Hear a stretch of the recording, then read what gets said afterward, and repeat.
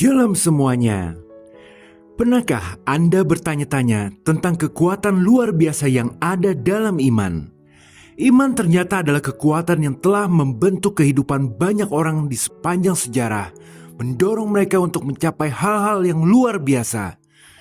Dalam ajaran Kristen, iman bukan sekedar kepercayaan. Iman adalah katalisator mujizat, sumber kekuatan dalam kesulitan, dan jalan menuju keselamatan kekal.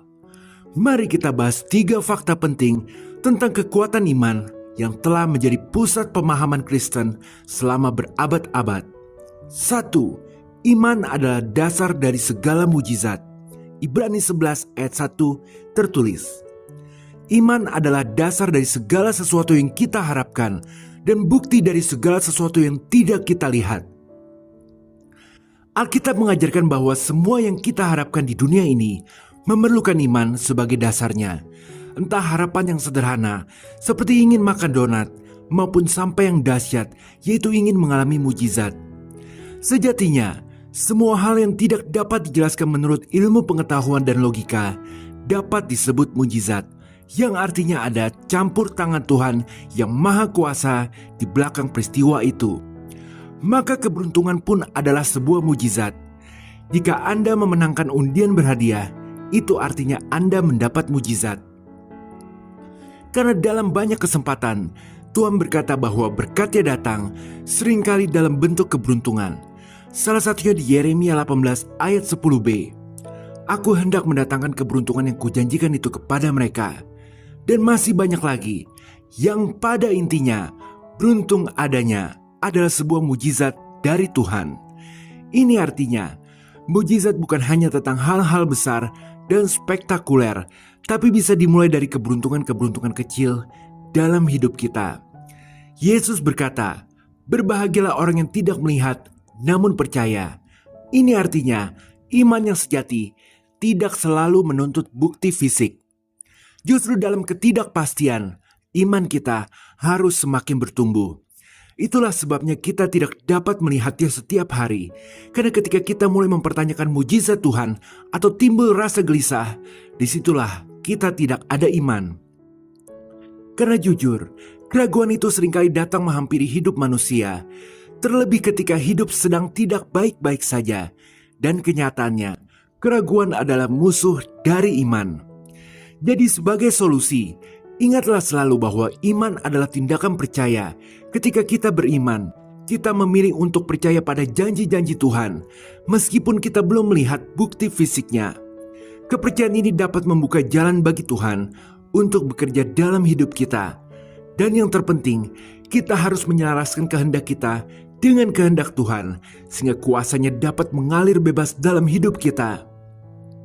Sebagai contoh, mungkin mujizat terbesar bukanlah menyembuhkan penyakit, tetapi mengubah sebuah hati yang keras menjadi lembut, di mana dalam sudut pandang kekekalan, hal itu jauh lebih baik dampaknya bagi kita.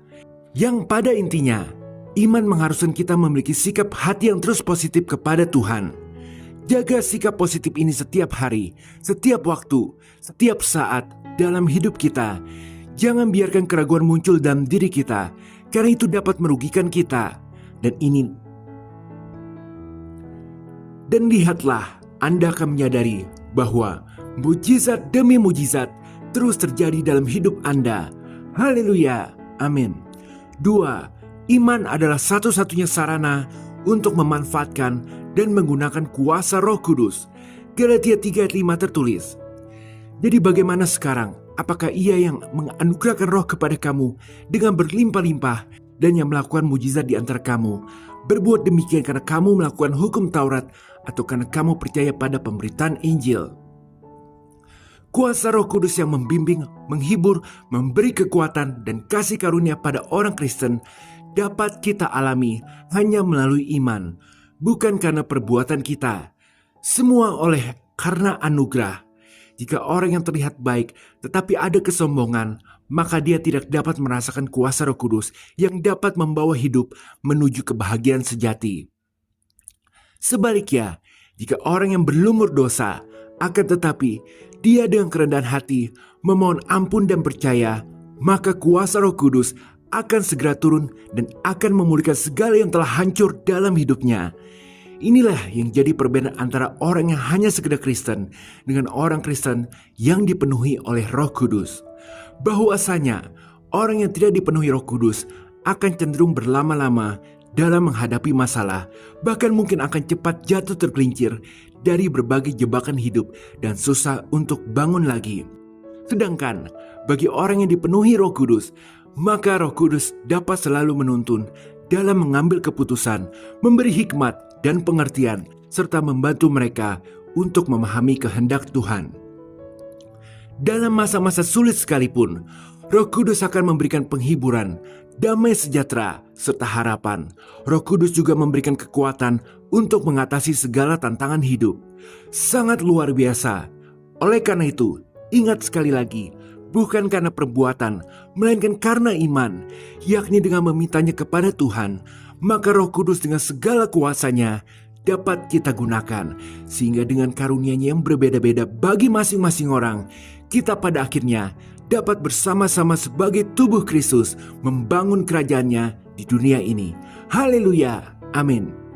3. Iman adalah langkah awal untuk mengumpulkan harta di surga. Matius 6 ayat 19-20 tertulis, "Janganlah kamu mengumpulkan harta di bumi. Di bumi ngengat dan karat merusakkannya, dan pencuri membongkar serta mencurinya. Tetapi kumpulkanlah bagimu harta di surga. Di surga, ngengat dan karat tidak merusakkannya, dan pencuri tidak membongkar serta mencurinya." Harta di surga berbicara tentang segala berkat luar biasa yang akan kita terima setelah melakukan sesuatu untuk Tuhan. Jadi ini adalah soal penantian. Kalau kita berjualan sesuatu, maka kita dapat memperkirakan kapan kita mendapat keuntungan. Dengan kata lain, kita sudah dapat memprediksi hal-hal apa yang harus kita lakukan untuk mendapatkan harta. Sedangkan harta di surga itu yang memberikan adalah Tuhan, dan terkadang jumlahnya bisa di luar nalar kita. Akan tetapi kita harus menunggu, meskipun kita kadang mesti berkorban waktu melakukan sesuatu untuk Tuhan. Tetapi Tuhan tidak pernah berhutang. Bilangan 23:19 tertulis, "Allah bukanlah manusia sehingga ia berdusta, bukan anak manusia sehingga ia menyesal. Masakan ia berfirman dan tidak melakukannya, atau berbicara dan tidak menepatinya?" Jadi ketika Anda mau merasakan sukses sejati dalam hidup ini, maka Anda harus mengumpulkan harta di surga, di mana ngengat dan karat tidak dapat merusaknya. Dan ini memerlukan iman agar bisa berhasil.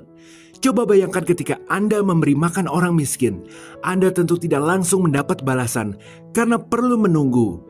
Jika tidak memiliki iman, maka besok-besok kemungkinan Anda tidak akan mau melakukan itu lagi. Jadi kesimpulannya, iman terhadap janji Tuhan adalah langkah awal bagi kita untuk mengumpulkan harta yang sesungguhnya, di mana harta yang terkumpul itu akan bertahan lama dari generasi ke generasi, karena tidak ada satupun ngengat ataupun karat akan merusakkannya maupun dicuri oleh iblis. Haleluya, amin. Sebagai penutup, iman adalah kemampuan terpenting yang dapat dilakukan oleh pikiran kita. Jadi arahkan pikiran kita untuk percaya dan yakin pada kekuatan yang lebih tinggi, Roh Kudus atau kehendak Tuhan yang dapat membawa harapan dan penghiburan. Karena iman dapat membantu kita menghadapi situasi sulit dengan harapan dan keyakinan. Iman dapat memberi kita tekad batin untuk bisa menahan penderitaan. Iman dapat menuntun pada penyembuhan dalam kehidupan fisik, emosional, dan spiritual. Iman dapat mendatangkan berkat. Iman kepada Yesus Kristus dapat memotivasi orang untuk mengikuti teladannya, menaati perintah-perintah, dan bertobat dari dosa. Iman bukan sekedar perasaan, tetapi adalah sesuatu yang harus ditunjukkan dalam cara orang hidup, dalam perilaku mereka, dan dalam percakapan mereka. Tetapi yang mesti selalu diingat, iman pun adalah anugerah. Roma 12 ayat 3 tertulis, "Berdasarkan kasih karunia yang dianugerahkan kepadaku, aku berkata kepada setiap orang di antara kamu, janganlah kamu memikirkan hal-hal yang lebih tinggi daripada yang patut kamu pikirkan, tetapi hendaklah kamu berpikir begitu rupa sehingga kamu menguasai diri menurut ukuran iman yang dikaruniakan Allah kepada kamu masing-masing." Jadi Tuhan selalu mengukur iman kita. Semakin kita rendah hati, semakin iman kita akan terasa sempurna. Tidak ada yang mustahil bagi Tuhan. Haleluya. Amin. Tuhan Yesus memberkati.